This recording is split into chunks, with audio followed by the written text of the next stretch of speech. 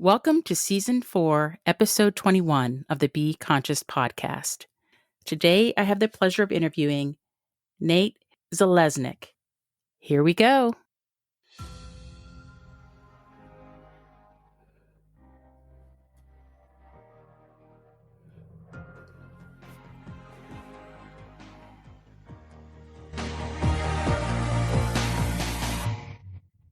Welcome to the Be Conscious podcast, the show that brings you enlightened perspectives on the frequency of money, life's many challenges, and those heavy feelings that may be holding you back from living your best life. And now your host, Dr. Susan Nicholas.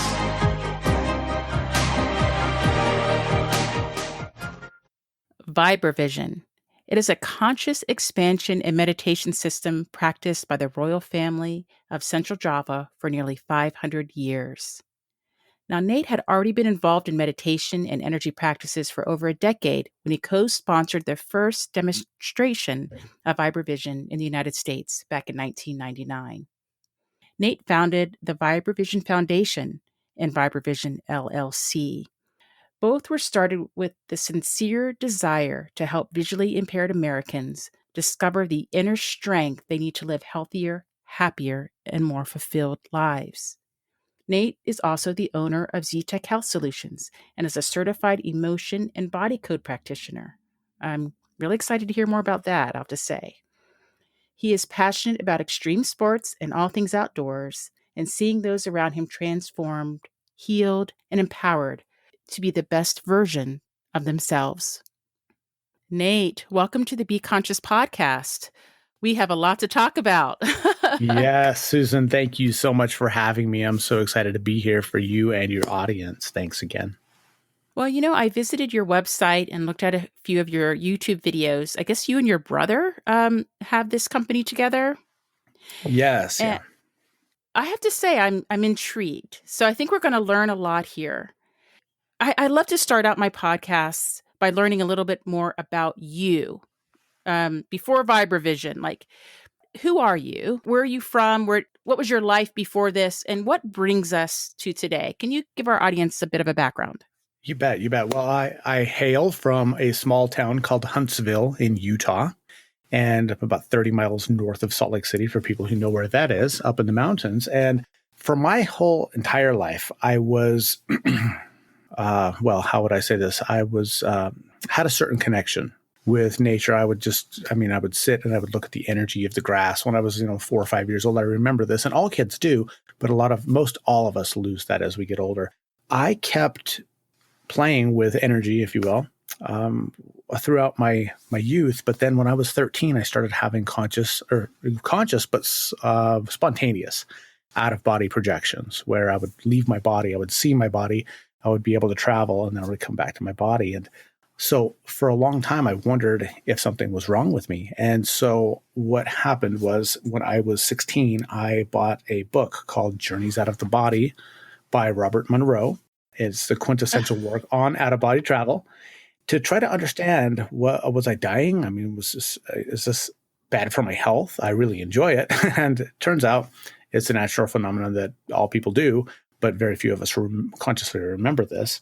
And okay, so, can I back you up for 1 second? Bad. You're 13 years old. You started having out-of-body experiences. And then you jump to being 16 and getting Robert Munro's book, which I also have, and I've been to his institute. So we have that in common. Wonderful. So when you were 13, take us back to that 13-year-old. Like, what was happening in your life? If you can think of that time frame, what was going on? Parents, school, friends, whatever, that maybe was the catalyst for this projection, if you will? Anything that you're aware of? And then who was around you? Yeah. Who did you tell about this? Well, that's a very perceptive intuit on this. I was, living in a small town in Utah. There is a predominant religion here in the state. For people that know, and I am not a member of that religion. And so I encountered a lot of bullying from first grade, or actually kindergarten, all the way up through the beginning of high school. So I truly believe that the out-of-body experiences started as a way for me to escape my situation where there was so much abuse, physical, mental, and otherwise, from the people that I was around all the time at school. And so that's what I think was really the catalyst. So it would start off with, as you know, and hopefully a lot of the people listening can remember this because it happens for all of us, the body paralysis feeling where your body just, you can't move it. And next thing you know, you are floating. And so when that started happening, it was quite shocking. And it really gave me the opportunity to pause that, maybe we're more than just this physical body, and maybe there's more than just what society tells us there is. And it turns out, holy cow, there is. Okay, so I'm going to ask you another question about that 13-year-old self. Do you remember what you experienced when you were out of yourself in those early times of travel, those early out-of-body projections? Sure. Oh, sure. I would either roll to the side and be then floating above my body, or I would simply raise straight up out, and it was kind of like a pop, and then I would roll over and I would see my body, or sometimes I would just continue and not pay attention to my body and keep going up through the ceiling and out into the world. And I don't remember a whole bunch of what took place outside the house. I just remember very clearly having the out-of-body experience over and over again. And it's really interesting how it led me to where I'm at right now, too. Well, Nate, I have to share with you that though I didn't leave my body in the same way, I had had years of out-of-body travel. And that led me to take residence at the Munro Institute and by several of Robert Munro's books.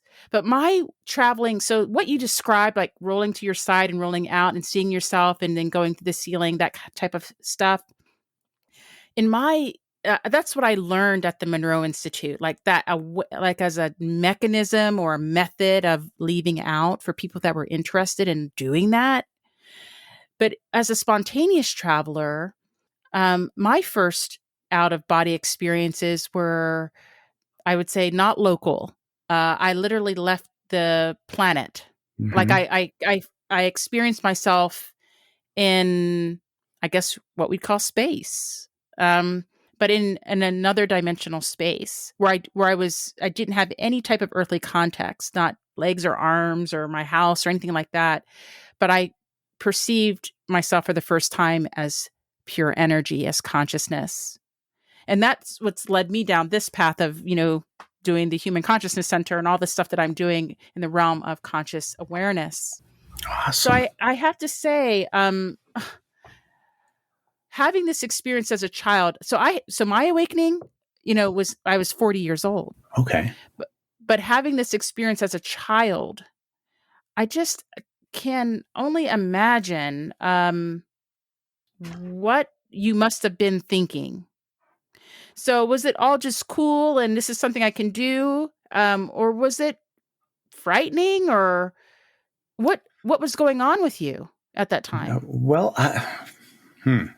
That's a very good question. I have, from my recollection, because this is a long, long time ago, it was relieving that I could be free of the limitations of the physical and my avatar here, that I would, I was completely unbound and I was free.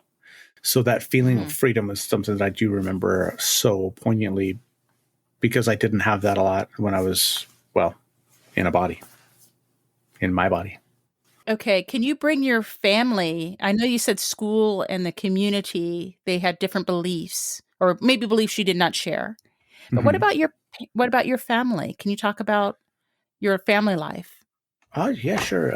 Non-religious parents. They were well-educated hippies that moved to Utah for skiing. They really moved here from Northern California simply for the skiing. They were going to settle in Colorado, but once they skied once in Utah, they're like, we're moving there. And so that's how I got here. And so as fate would have it, ski bums, hippie ski bums. And I landed in Utah. Well, I came here for a reason. And anyway, with my upbringing. I mean, parents were quite supportive, had us involved in a lot of activities, but we were not steered one way or the other into a certain belief system spiritually. It was always a more of a Buddhist approach, I guess, that find out. Right. You This have kind of ideology of life. Yeah, I understand you. yeah. It's up to you to just to find your own way, not for us to pick your way for you, which is very different than most of the people I was surrounded with. Their way was picked for them. Exactly. I understand you. So you said then you're 16 years old and you stumble upon Robert Munro's work? Oh no. I went to the bookstore and I'm like, what the hell is happening? So it was a used bookstore in Ogden that is called The Bookshelf. And the people there, they just had, it was one of those bookstores that you walk in, not Barnes and Noble. We're talking antiques, comics. We're talking the one that has the smell. And those people who have been in a lot of bookstores, you know the smell. It's the smell of books and knowledge. It smelled like that. And I walked in and I told the person what was happening. And he just said, here you go, boom. And just had a copy literally within arm's length. He didn't even have to move.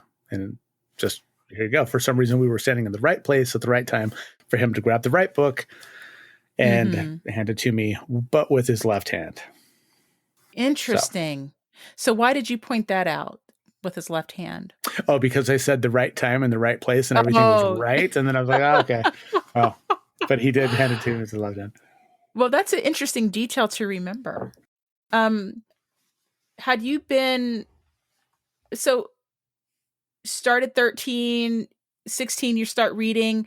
Is this something that's still going on for you? Or was there a time of like a lot of travel and then a time of being more here in the third dimension?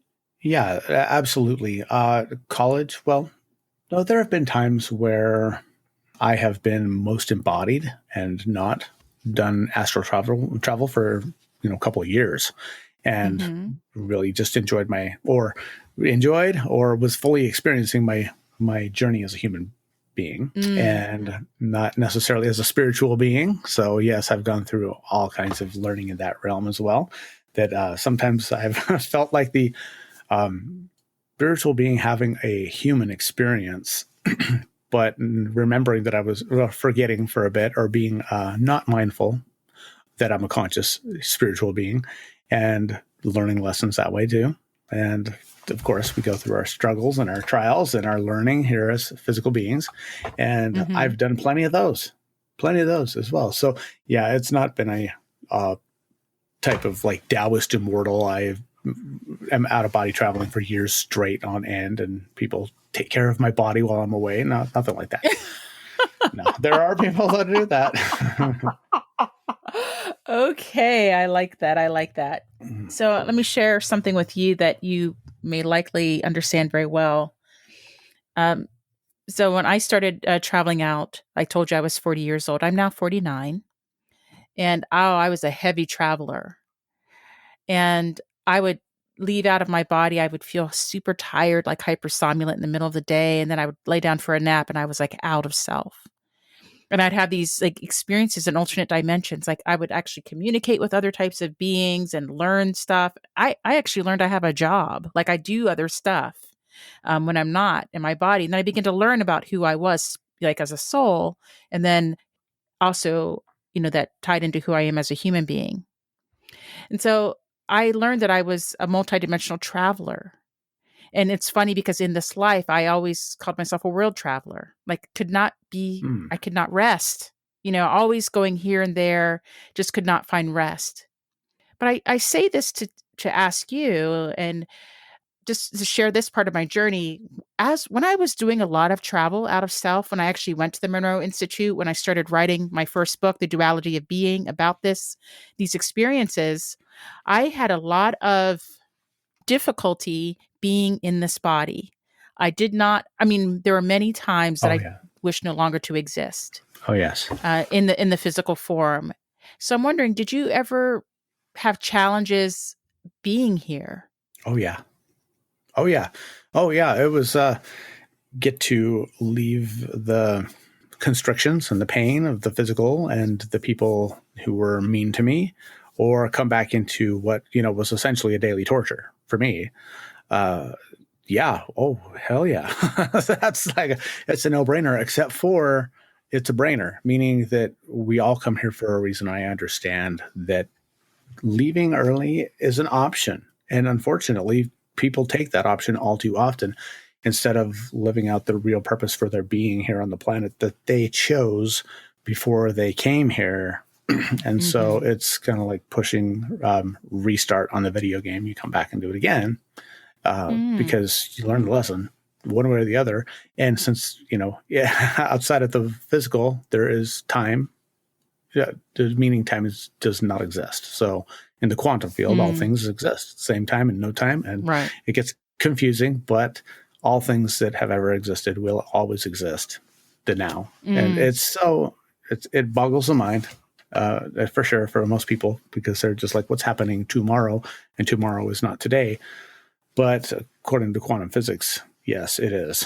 It is. Right. Okay. So we're getting into the time construct, which I love talking about time, by the way. Sure. But okay. I've noticed that. So what had me question the time construct, what you're speaking about, is when I would leave out of my body, I recognized that the time construct had dissipated. Like there was I didn't have any sense of urgency or time or anything like that. And I also would notice that when I became, I'm not going to say adept at traveling, but when I became more comfortable with it, I would notice that in the third dimension, I might be gone for like 8 minutes. But when I was on the other side of this world in my alternate state of being, I would be involved in activities which would take the expanse of an entire day. I'd be like, how did I do all that stuff? Or, all this thing's happening. And then I wake up and it's like 8 minutes later. And so it's like I felt like time is considerably slowed down in this dimension. And then it got me thinking about the convergence of time. I believe it converges on a single moment that we call now. That there is no, like the way that we measure time linearly as past, present, and future, it's all happening now. And that's part of this whole idea, I guess, between the time constructs. Some people call it the fourth dimension. And so this is a very interesting, I have to say, when I was reading about you and this podcast, I didn't realize that this is part of your life experience. But is this what has propelled you to move into this? I don't know. How did you get to Indonesia, and how did this Vibravision stuff start? Yeah. Well, those who don't, look at things this way might say, wow, that's a whole string of amazing coincidences. All right. So I like to think do you believe there are any coincidences? Do you believe that coincidences exist in the universe? I do. I believe that the word is a word and it exists and you can spell it, but I don't believe really that it is real, that it's a real word, but I really don't think that it's actually real. I understand. The coincidences. Yeah. Too many things happen that there has to be some kind of an infinite some order to things, architecture, structure, or consciousness that is laying things out. But for me, I had what I call a Synchro Destiny. So everybody's familiar with the synchronicity, but a Synchro Destiny to me is something where there are too many things that have happened exactly at the right time for the highest good, and it could not have been planned by any group of people to have things work out so like automagically, if you were, I'm going to mash some words here. So to have things work and create such an amazing situation that you have to take advantage of it. And if you don't, that's okay. But if you do, it will change the entire course of your life. And that's why I call it a Synchro Destiny. So that happened for me in 1998. So I was working for a credit card company at the time, just doing a customer service job there.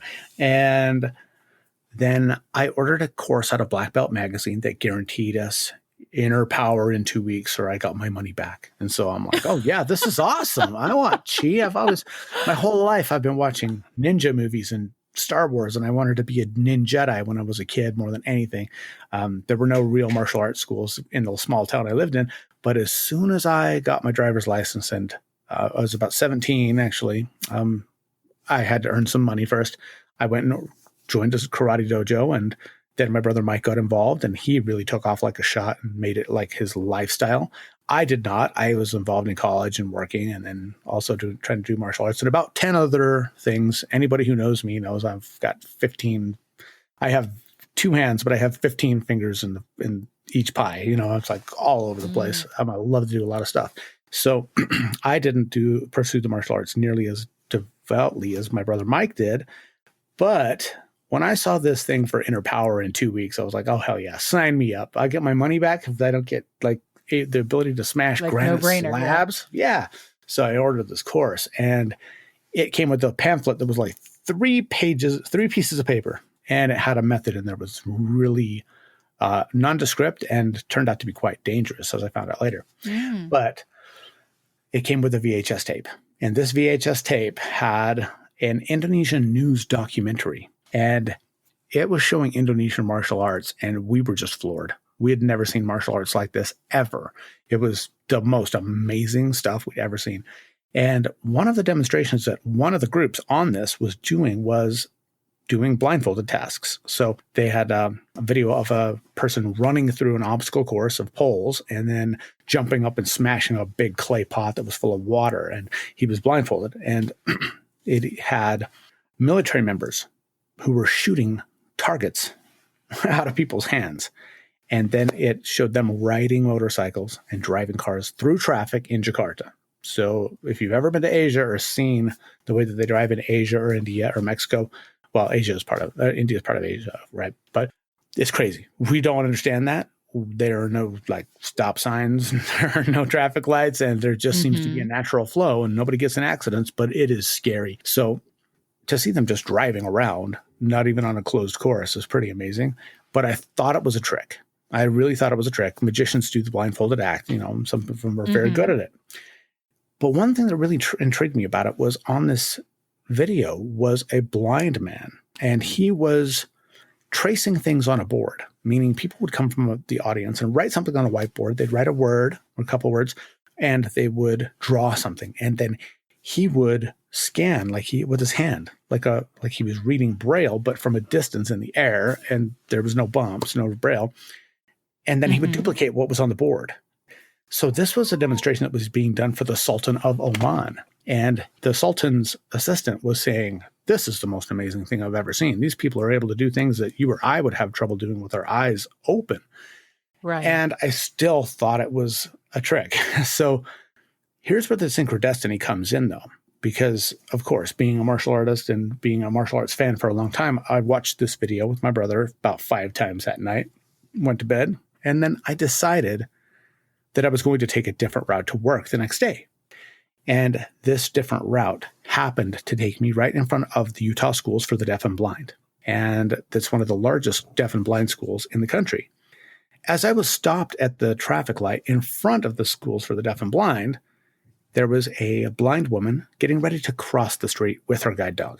And when she got the sounds to go, the dog did exactly what it's trained to do, lead her across the street. However, it went right around this light pole and led her face first into it. Now, I'm sitting here thinking, oh my God, that's a 50 mile an hour zone. If she had been stepping off the curb and the dog had done its job wrong when I'm doing 50 miles an hour and I couldn't stop, that's where my mind went right away. But then it hit me. It was like, seriously, like a lightning bolt. Like it would flash in my mind that, oh my God, I wonder if those Indonesian people could help blind people in the U.S. So I made it my mission to find out who those people were. Unfortunately, the entire news broadcast was in Indonesian, as it should be, because it was released in Indonesia. But I couldn't understand anything. I could only understand 2 words, Merpati Putih. Now, Merpati Putih means white dove. It sounds funny in our language, but over in Indonesia, it means white dove. So it's the white dove system of martial arts and combat and self-defense, but also meditation, healing, energy generation, and the multisensory ability that we have trademarked Vibravision, like for vibration vision. And it literally can teach people who are blind how to not see, but sense their world in a different way than they ever thought possible. And for some people, it is a mental picture in their mind's eye or their mental screen where they can literally see inside their mind, even if they don't have eyes left. And we have a couple of our students that have had their eyes removed, and they do wonderfully with Vibravision. And it's an amazing thing to think that we have this perception.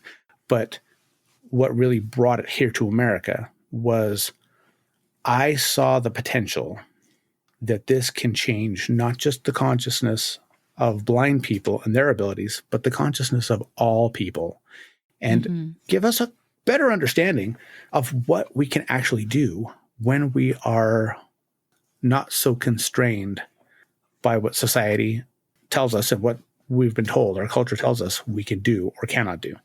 So Mike and I saved every penny we could. And when I contacted the Vibravision Foundation in Indonesia, I arranged to have the very first demonstrations of Merpati Putih and Vibravision in the US. And that took me about 8 months to do this. And so we sold everything we could, except for our fillings in our teeth and our kidneys, to get these people over here. And when we did, and we saw blind people doing things exactly what we'd seen on the video, it just, we broke down. We're both just like waterworks, like, oh my God, this is real. It is really real. And we can't wait to help. But they had never trained a non-Indonesian ever. This was a closely guarded secret within the royal family of Central Java for centuries until 1963, when they released it to some of the Indonesian public and started to grow it, because they were in the middle of a coup d'etat and a civil war. And there were a lot of people being killed by the military and police forces. So the Merpati Putih martial arts was, in the meditation part, was released to help people realize that we're all connected. We're all one. And when I hurt you, I hurt myself. So it was released in order to promote world peace through inner peace. And so then along comes these two crazy kids from Utah who see this and are like, we have to do this. We have to help them. And so we sponsored the first demonstration here. And then they began letting us train. And there just happened, quotation marks right here, happened to be a certified trainer, one of only 3 in the whole country that lived in Salt Lake City. Come on. And so then he began training us, and he was a former Special Forces trainer, because the Merpati Putih breath work that we teach is standard training for every branch of the Indonesian military and many of their police forces, lots of athletic teams. It is a cultural heritage in Indonesia, but it's like the biggest kept secret that we've never been told about, because no non-Indonesians were allowed to learn it. And then Mike and I came along, and the royal heirs, the 11th generation royal family heirs, they personally came here and tested us. They trained us. But they gave us training while we were here, in addition to what we already had. They inaugurated our school, and they allowed us to open the very first academy outside of Indonesia of the Merpati Putih martial art. And that happened in 2001 when we were able to do that. So we were on a very advanced regimen where neither Mike or I were working. We were studying 100% of the time, all the time. That was what we did. And we already had a lot of martial arts experience before that. So that really helped for us to advance through the ranks. And then we just have been on this mission to prove the Vibravision medically and scientifically. And I'm really happy to say that we are doing that right now in the areas of physics as well as in neuroscience. Okay, Nate, this is very, very interesting. Actually very profound. I'm going to take a short break, and we're going to talk a lot more about Vibravision. Hang on.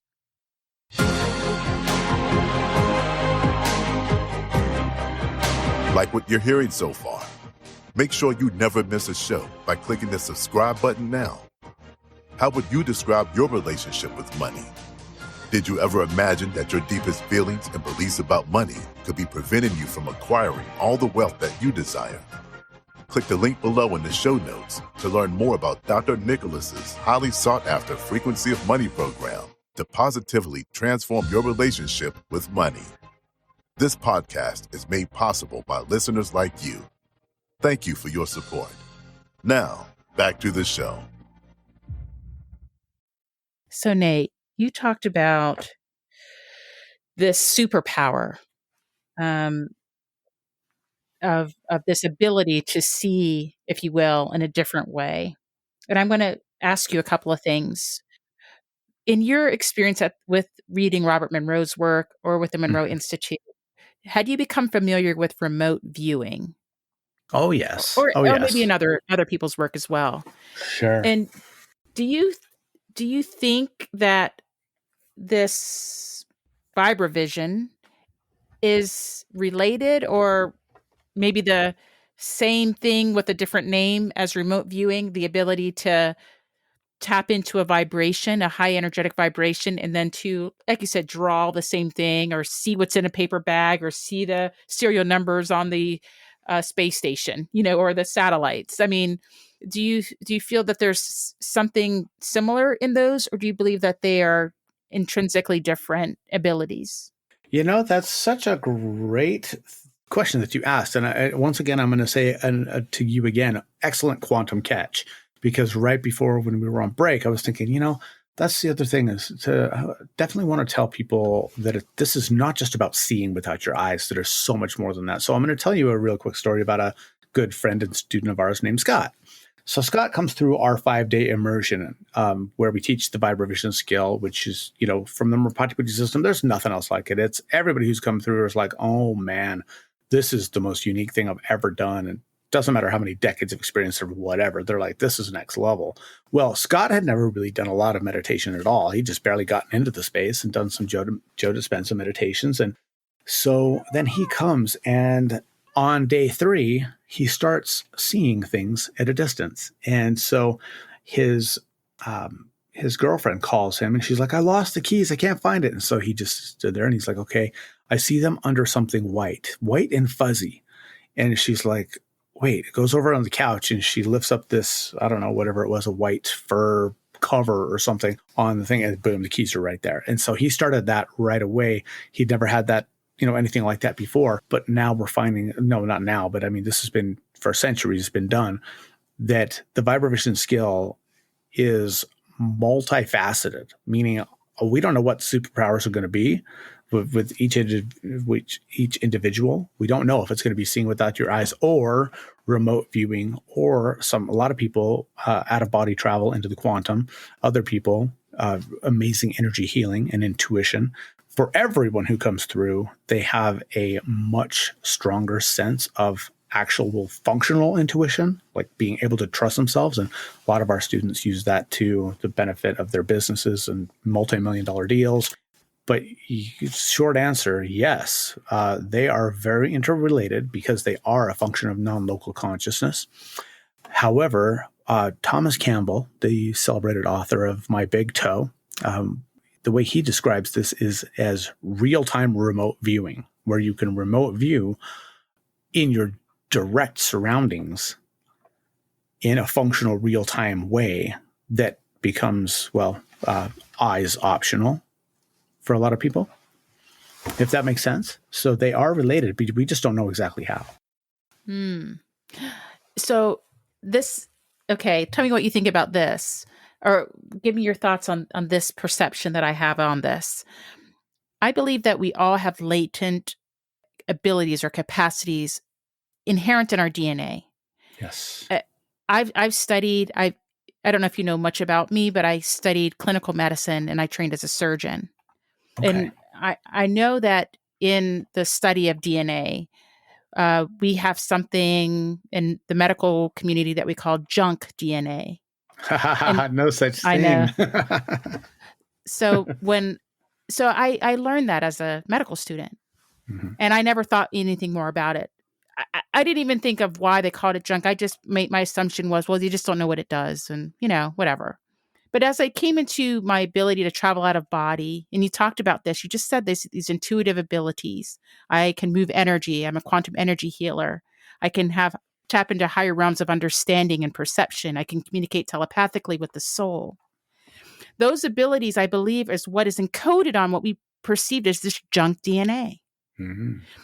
And so from what you're saying about these abilities, my question to you is, do you believe that this is a part of each and every being? And then part 2 of that question is, do you believe that that ability must be awakened? Oh, okay. So those are two very different and pretty big questions. Okay, so as far as do I believe that they're a part of every single being? Yes, absolutely. What they will be and how they will manifest, don't really know. There's no. We do believe that there is a genetic component because we've had mothers and their children and fathers and their sons, and like it's in a family line where the seeing without your eyes is more. They're more adept at that. That also can be said for athletics or music, things like this. They're Exactly. just musical families and they're very athletic families. So when it comes down to the what, meaning what kind of ability, we don't really know right off the bat. But what we do know is that the Vibravision methodology, and it is a methodology which a lot of people like because it's not maybe if you do some of this stuff over the course of decades, you'll get this or something close to. This is a tried and true point A to point, holy crap, in less than a week methodology that the Indonesian royal family has really quantified in a way that unlocks these things. So does it need to be unlocked? Not in everyone. Some people, that just naturally becomes a thing. Like there's a certain age and like spontaneous out-of-body projections that wasn't tried for. It just happened. And well, it didn't just happen. Nothing just happens, right? But you know what I mean? It for me at the time, I'm like, this is happening.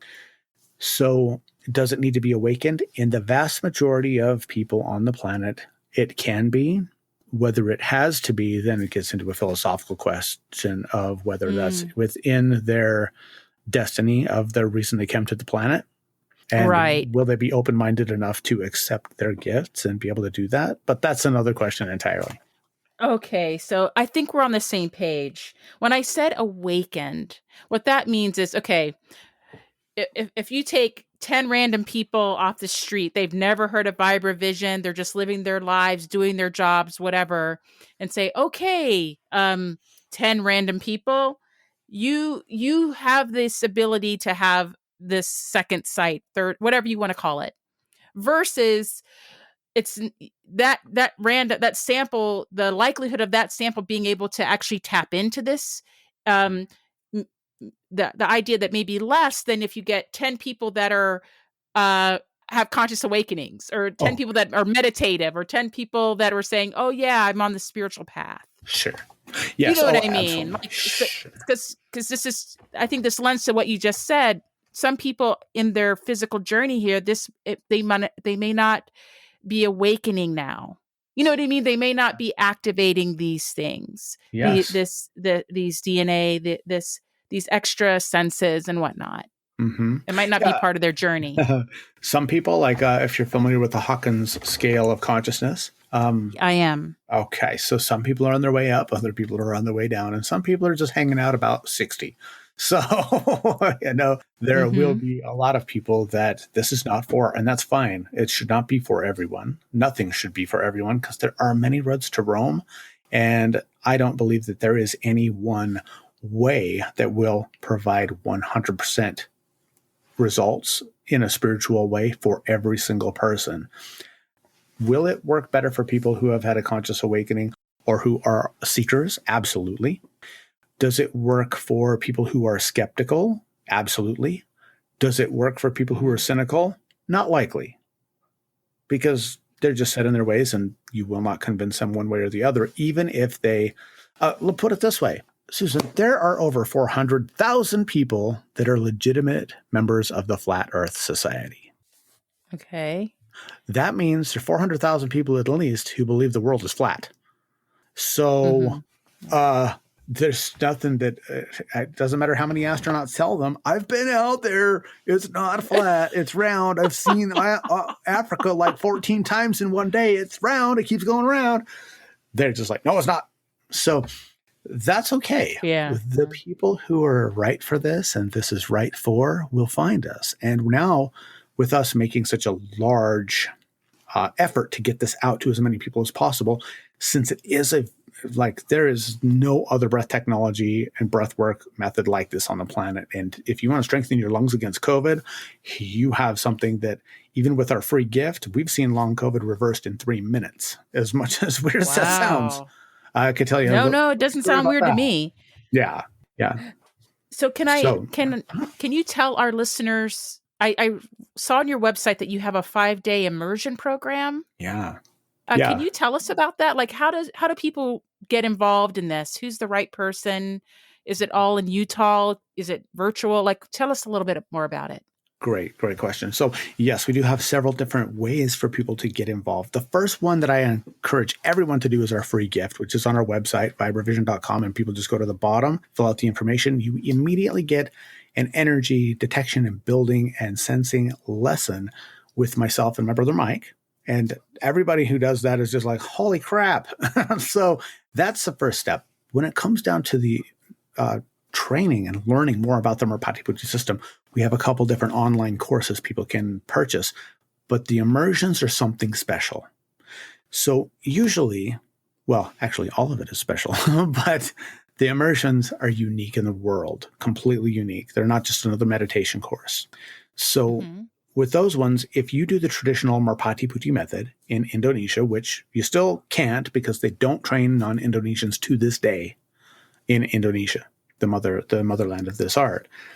Well, but if you were, you would have to go through 4 to 6 years of the most intense, I will say brutal, iron body martial arts training on the planet. It is hands down the hardest thing anybody we've ever had come through, including military members.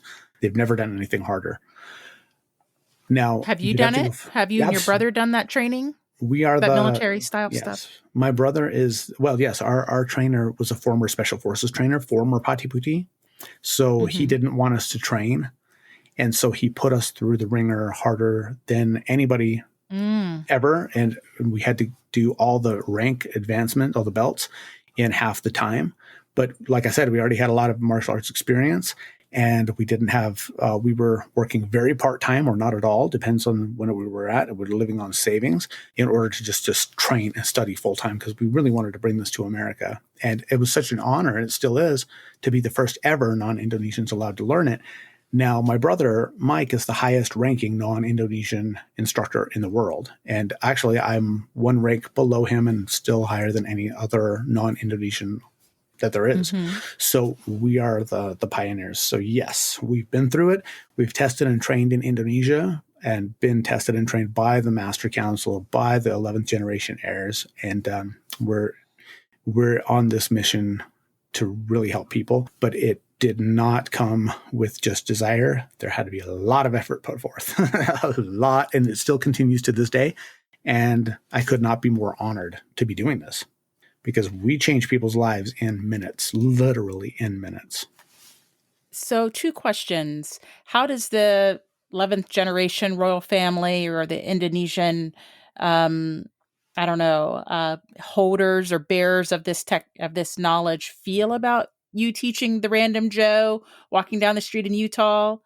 And the second question is, you spoke early on about the blind, the School for the Blind in Utah. Have you collaborated with that institution since you've held this knowledge? Yes. Oh, so, okay. This is wonderful. Those are 2 extremely different questions. I'm going to go with the first one first. So as far as the 11th generation heirs, they allowed Mike and I to begin our training because they wanted to start to bring this to the entire world. But both of them have now passed away. And so it's still being really kept secret in Indonesia. Or it's not secret. The whole public knows about it. They're on the national news all the time. Our people are all the time. And the military forces use it. So it's like a big pride point for them that Merpati Putih is known throughout the whole country. But throughout the rest of the world, that's a different story. And so that was the reason we were brought on, is to help spread this to the rest of the world. That's what the 11th generation heirs, that's why they allowed us to do this. They maybe saw it in our karma, or they saw it in our future. They saw what we might be able to do, which I think is kind of, I find this interesting that my last name Zeleznick is obviously not Irish. It's Russian, but it's Jewish. And so I think it's kind of interesting that the 11th generation heirs of this art, and their family was Methodist, but they're in the largest Muslim nation in the world, chose 2 Ashkenazi Jews to spread the message. Wow. Right. So I'm like, well, there's a bonding and a coming together of the trinity of religions there. Of the souls. So, Interesting. So, but as far as the schools for the deaf and the blind, they really weren't that interested in what we had to do, because the majority of their people there also have a disability beyond just blindness. And Vibravision is very intensive training. There's 0 people, and I mean 0, who have ever done it, who have gone, oh, that was easy. No, it's not. It's extremely hard. And that's why we get results so fast, though. So for the people in a physical sense, hard, yes. Or a emotional sense? Okay.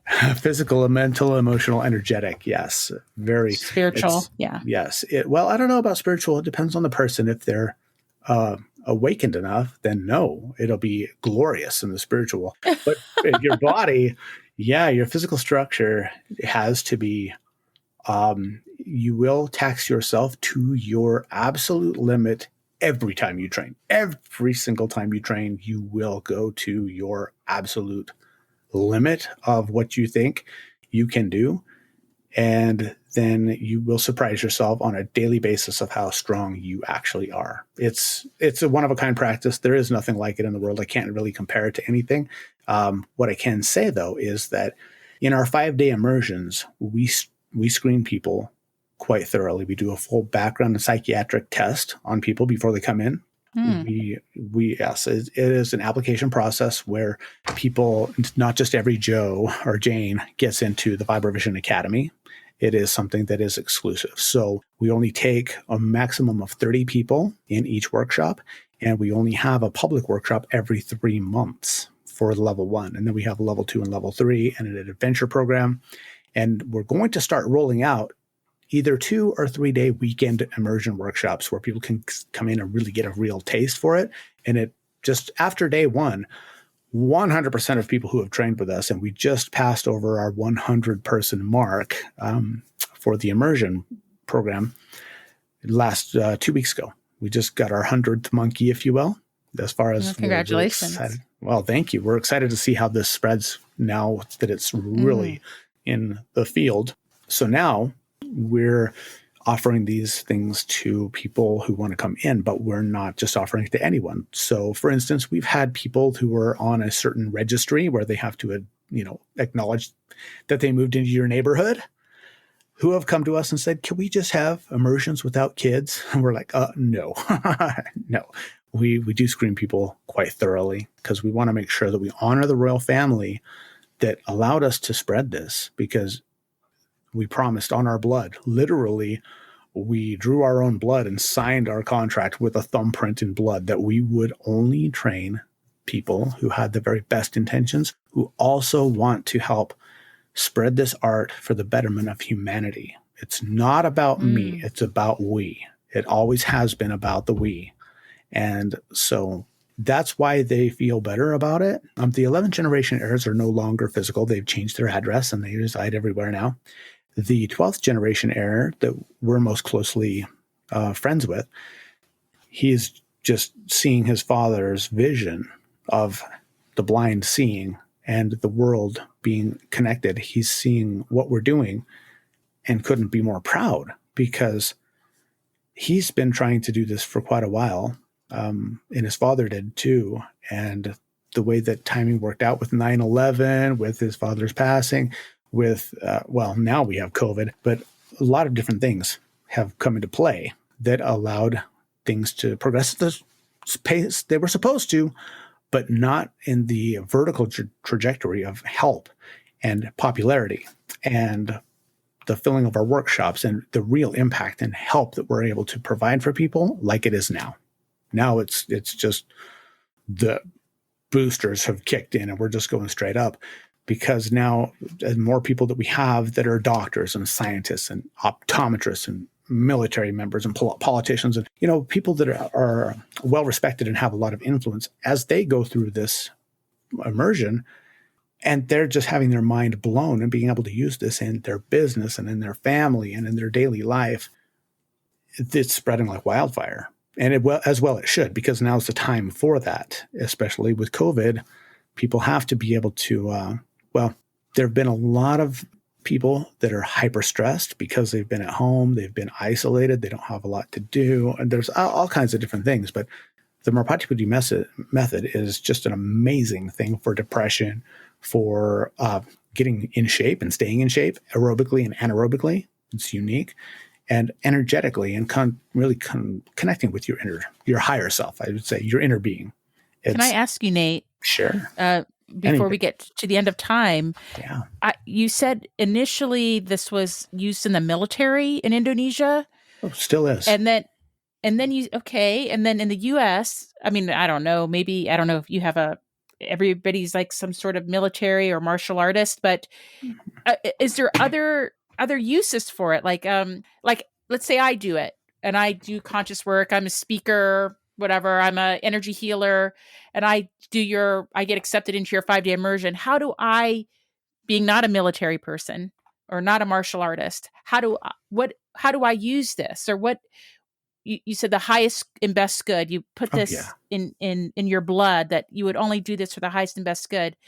How do you decide who is using it or who will use it in that way? Like, how do you do that screening? And what can I do with it? Like, sure. What, besides finding my lost keys? Well, yes, that's true. And so many people ask us that question.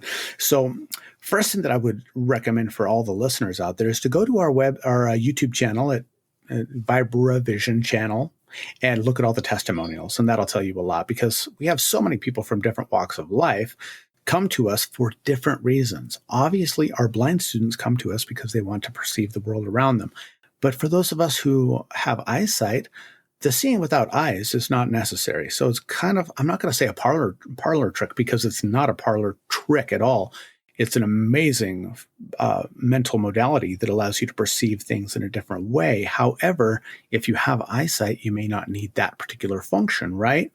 So now what we're finding is that people who are business and spiritual leaders who are looking to really take all of their practices to the next level and discover even more about themselves, no matter how many meditation or plant journey or different disciplines that somebody's done, the Merpati Putih method is like a supercharger for it. It just ramps everything else up because of the energy practice and the unique meditations that we do, which are proprietary. So it's as weird as it sounds, we get results that other people don't. So when people want to do this and use this, yes, they can use it to find their car keys.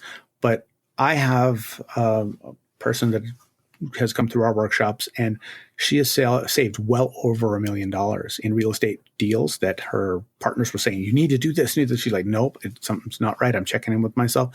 With the intuition that she's built in the Vibravision program, she's been able to save well over $1 million in contracts, where everybody else is saying, you got to do this. Look at this deal. And nope. Or take this one right now. She's able to trust herself on such a deeper level that it's been a 7-figure boom to her in the past 2 months.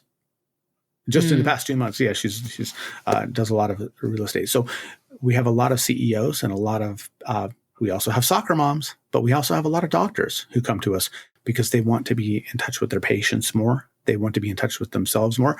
Just like with you, you're a allopathic physician as well, but you're also, dare I say, on the woo side, where you understand that it's not just the Newtonian physics and the allopathic 3D physical medicine body model that works.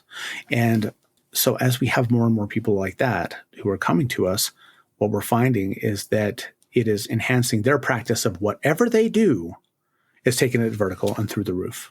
Guaranteed. What we do is nitro for anything else. So this is basically helping individuals. It's a method of helping you tap into your inner knowing. That is one of the many benefits. Also strengthening of the physical body and increasing our immune system function. There are many benefits. It's so far beyond just what you see on the videos. Well, Nate, this has been a very interesting interview. I'm so glad that we got to talk. Absolutely. Can you tell our listeners how to best find you, reach out to you, connect with you? Absolutely. So the easiest way and the best way is Vibravision.com. So that's VIBRA vision.com. And at the bottom, there's a box where you can fill out your name, phone number, email, and we'll send you, like I said earlier, a free gift. And that gift is a training, an energy training, a breathwork training, a meditation training with myself and my brother Mike, so that you can go on. And I'll tell you the benefit of this right now. We did this training in a webinar in November 2020. And when we got finished, after 3 minutes of doing this exercise, just 3 minutes of doing the exercise, a woman in the audience, there was a couple hundred people in this, or 150 or so, she was crying. And we noticed her when we got on because she had a nasal cannula in and a supplemental oxygen. But she took it out for the exercise and she was just sobbing. And my brother Mike asked her, what's wrong? And she said, I've had long COVID since April. I've had this oxygen tank with me. My doctors don't think I'll ever get better because I haven't gotten any better since I got over COVID. And this is the first time since April that I've been able to breathe properly. That was, and I mean, quite a testimonial. If people want to get involved and they're not able to come see us personally for our immersions here, they can go to our Vibravision.academy. And there we have 2 different online classes, which are it's the only place in the world you'll find this Merpati Putih knowledge. The first one is our breath awareness mastery course. I mean, then we have our energy expansion program, which are the 4 exercises that the breathwork techniques that is used in all branches of the military in Indonesia and their police forces. It is the same exercises that we do in Vibravision, in the martial arts, in our health and fitness classes, and it supercharges your energy and your immune system. It's amazing. Wonderful. I love this. It sounds a lot like the conscious work that I do, and the various modalities that I do that. And I really love that you're bringing this to the mainstream and that this is allowed, if you will. Nate, this has been a wonderful conversation. I want to thank you so much for being with us on the Be Conscious podcast. I know that one of the first things I'm going to do is check out your website and do that breathing exercise. Thank you so much for your time and being with us today. Thank you, Susan. And I hope that you and all of your listeners have a fantastic, beautiful, intentional day on purpose. Thank you. Thank you. Same to you, Nate. And I want to thank you all for taking an inner journey with us today. And whether you are coming or going, looking inside or out, always remember to be conscious. If you love this episode and if today's message resonated with you, please subscribe, rate, and review the Be Conscious podcast. I want to know what inspired you and what conscious topics you want to learn more about. And if you'd like, you can share your thoughts with me at info.susannicholas.org.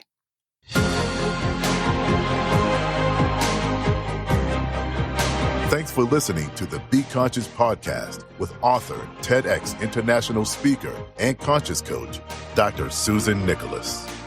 Be sure to connect with her to stay up to date with her latest news and works. Learn more about her conscious speaking platform at susannicholas.org/speaking. Stay tuned for the next thought-provoking episode. And whether you are coming or going, looking inside or out, remember to be conscious.